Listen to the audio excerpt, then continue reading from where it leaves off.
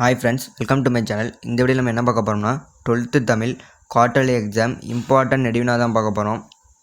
இந்த நெடிவினா மட்டும் படித்தா போதும், கண்டிப்பாக உங்களால் 3 நெடிவினாவே அட்டன் பண்ண முடியும்.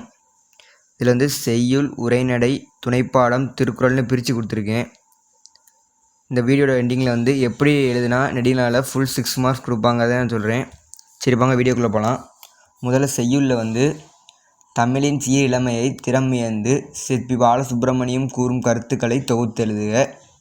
செகண்ட் கொஸ்டின், பண்பின் படிமமாக படைக்கப்பட்ட ராமன் பிற உயிர்களுடன் கொண்டிருந்த உறவு நிலையை பாடப்பகுதி வழி நிறுவுக. மொத்தம் செய்யுள் வந்து 2 நெடிவினா கொடுத்துருக்கேன், 2 மட்டும் படித்தா போதும். அப்புறம் உரைநடை. உரைநடையில் வந்து கவிதையின் நடையை கட்டமைக்கும் அழகியல் கூறுகள் எடுத்துக்காட்டுக. செகண்ட் கொஸ்டின், குடும்பம் எனும் சிறிய அமைப்பில் இருந்தே மனித சமூகம் என்னும் பரந்த அமைப்பு கட்டமைக்கப்படுகிறது, எவ்வாறு விளக்குக.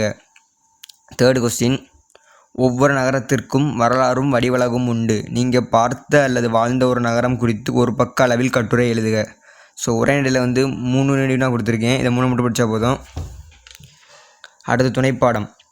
பொறுப்புணர்ச்சியின்றிருந்த ஊரை தன் பொறுப்பினால் மாற்றிய மருதனின் பண்பு நலம் குறித்து விவரிக்க. செகண்ட் கொஸ்டின், உரிமை தாகம் கதையில் சகோதரர்கள் இருவரும் ஒன்றிணையாமல் இருந்தால் கதையை தொடர்ந்து எழுதுக.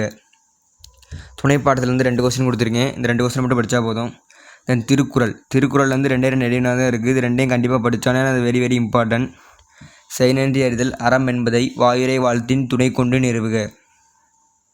சினத்தை காத்தல் வாழ்வை மேம்படுத்தும் இக்கூற்றை முப்பால் வழி விவரிக்க. இந்த 2 கொஸ்டின் மட்டும் எழுதினா போதும் திருக்குறளில். ஸோ இந்த மாதிரி செய்யுள், உரைநடை, துணைப்பாடம், திருக்குறள்னு பிரித்து நமக்கு எக்ஸாமில் நெடிவினா வரும். இதை மட்டும் படித்தா போதும், கண்டிப்பாக உங்களால் 3 நெடிவினா அட்டன் பண்ண முடியும். இப்போ எப்படி முழுமையாக 6 மதிப்பெண் நெடிவினாலாம் வாங்கலாங்கிறத பார்க்கலாம்.